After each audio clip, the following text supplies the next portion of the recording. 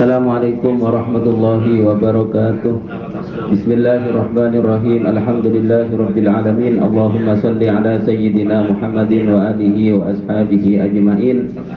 Allahumma ighfir lana dhunubana wa dhunuba abaina wa dhunuba ummahatina wa dhunuba masyayikhina wa masyayikhi masyayikhina wa dhunuba man hadara fi hadzal majlis, khususan sahibul hajah.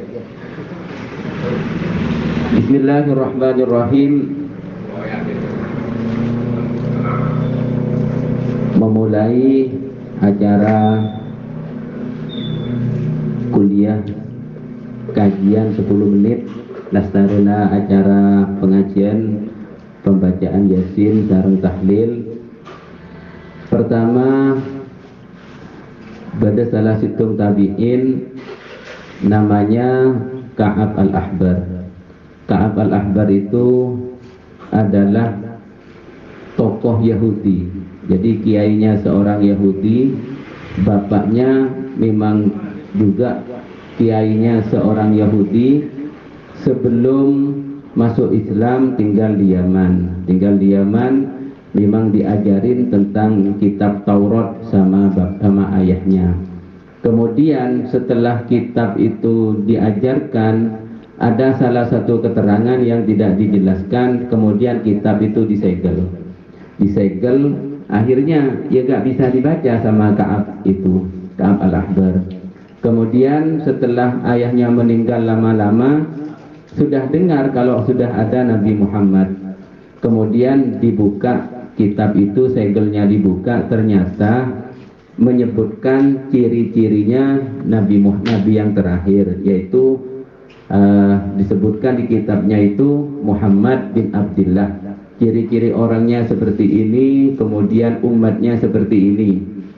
Lalu Ka'ab al-Ahbar itu datang ke Madinah menemui Sayyidina Umar. Tanya ke Sayyidina Umar, apakah betul nabimu itu ciri-cirinya seperti yang ada dalam kitab ini?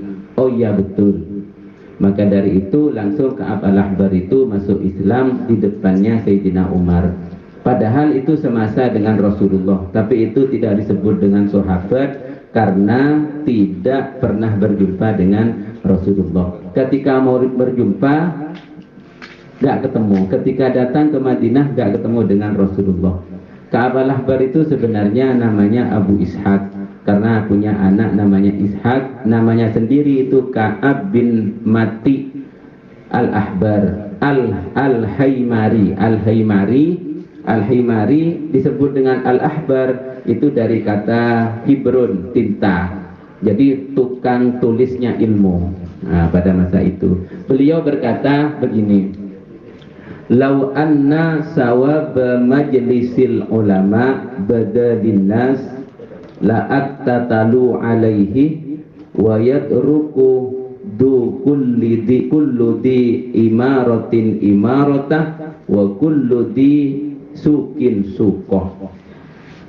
Ka'ab al-Ahbar itu berkata, lau anna sawab majlisil ulama badalinas, seandainya pahalanya majlis ulama seperti saat ini. Majlis ulama itu tempat berkumpulnya, di mana di perkumpulan itu dijelaskan tentang ilmu. Itu namanya majlisil ulama. Seperti sekarang sebenarnya pengajian Al-Hidayah itu kayak baca Yasin, baca tahlil, itu tidak seberapa pahalanya. Pahalanya yang paling besar itu adalah majlisil ilmunya ini. Karena sampai dikatakan dulu susa'atin fi majlisi ilmin khairun min alfih raka'atin. Duduknya kita sesaat di majlis ilmu belajar itu lebih utama daripada 1000 rakaat sholat sunnah. Jadi dikatakan sama Ka'ab al-Ahbar itu, seandainya pahalanya majlis ulama itu ditampakkan kepada manusia, seandainya pahalanya itu, keutamaannya itu ditampakkan kepada manusia, la'attatalu alaihi, niscaya manusia itu sampai saling bunuh, saking merebut tempat untuk datang ke majelis ilmu tersebut. Saking berebut sampai ada yang mati. Saking senangnya datang ke majelis ilmu. Seandainya pahalanya itu ditampakkan. Berhubung nggak ditampakkan, maka kita agak malas untuk datang, agak malas. Itu karena nggak ditampakkan. Seandainya ditampakkan, la'at tatalu alaihi. Niscaya mereka akan saling berebut tempat, sehingga banyak orang yang meninggal gara-gara rebutan masuk ke tempat majelis ilmu itu. Itu yang pertama. Yang kedua itu wayat ruku kullu imaratin imarotah.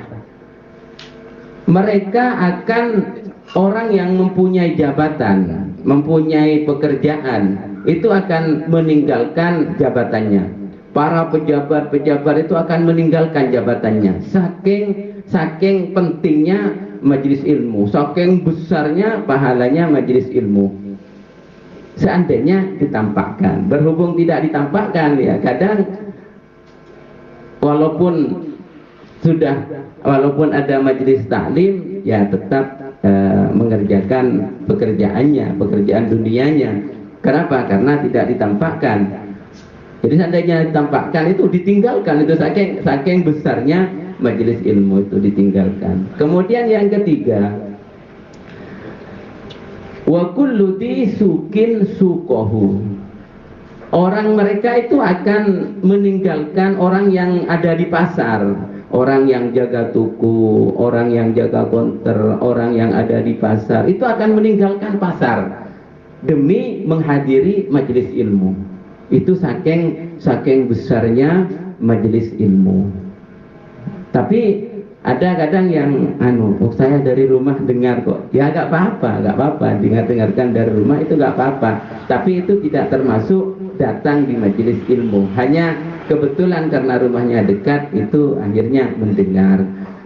Jadi semoga Al-Hidayah ini terus semakin bertambah jemaahnya, karena di dalamnya ada majelis ilmu. Jadi tidak harus saya yang memberikan tausiah, kan bisa Ustadz Fathur Rahman, bisa Pak Bistaryono, bisa Ustadz Fatahillah, bisa Ustadz Yusri, nah, itu kan bisa Pak Kamil, bisa Pak Darbini, bisa ganti-gantian. Yang penting di situ ada ilmu yang disampaikan dan bersanad, karena sanad itu sebagian dari agama dan kebenaran dari ilmu itu sendiri.